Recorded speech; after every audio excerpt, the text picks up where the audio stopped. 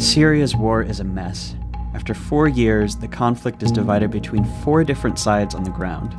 Each side has different foreign backers, and those foreign backers don't even agree with one another about who they're fighting for or who they're fighting against. To understand all this, the crisscrossing interventions, the moving battle lines, it helps to go back to the beginning of the war and watch how it unfolded. The first shots in Syria's war are fired in March of 2011 by Syrian dictator Bashar al-Assad against peaceful Arab Spring demonstrators.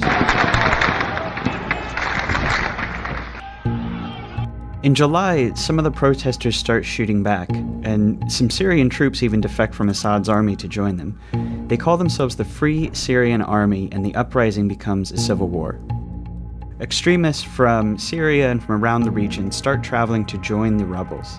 Assad actually encourages this by releasing jihadist prisoners to tinge the rebellion with extremism, make it harder for foreigners to back them.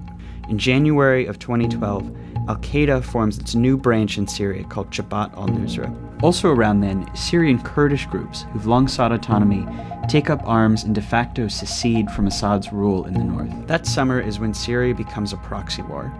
Iran, which is Assad's most important ally, intervenes on his behalf.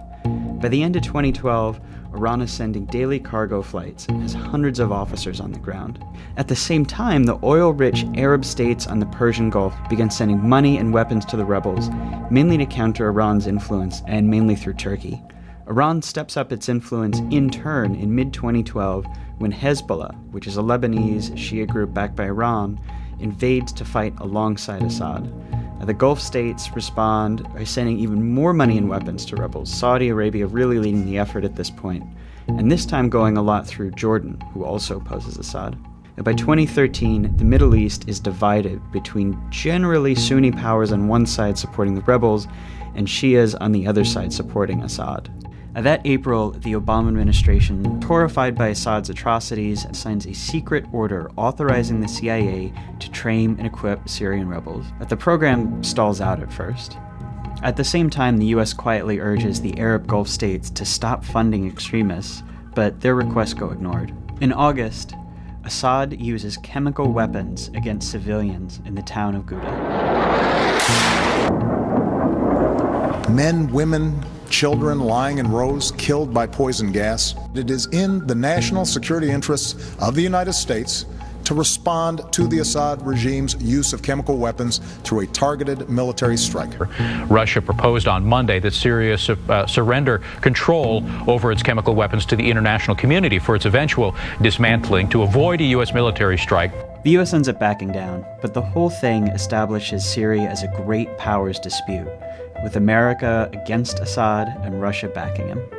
Just weeks later, the first American training in arms through that CIA program finally reached Syrian rebels. The US is now a participant in the Syrian war. In February of 2014, something happens that transforms the war. An Al-Qaeda affiliate, mostly based in Iraq, breaks away from the group over internal disagreements over Syria. The new group calls itself the Islamic State of Iraq and Syria, and it becomes Al-Qaeda's enemy. ISIS doesn't fight Assad.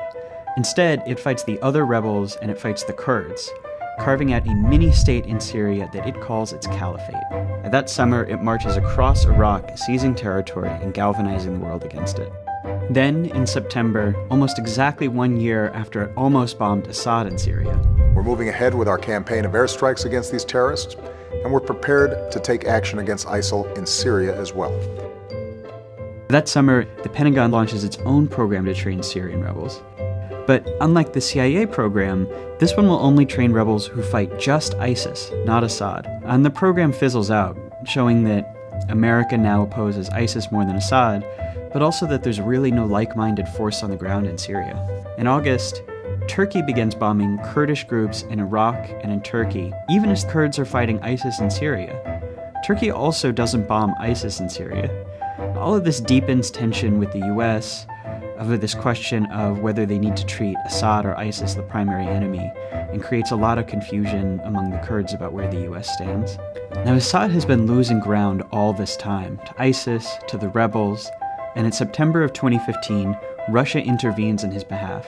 Russia says it's there to bomb ISIS, but in fact it just bombs the anti-Assad rebels, including some rebels who are backed by the US. So as it stands now, There are lots of different groups and outside countries involved in Syria's war, and even among allies there are big disagreements about who their enemies are, who to support, and how to do it.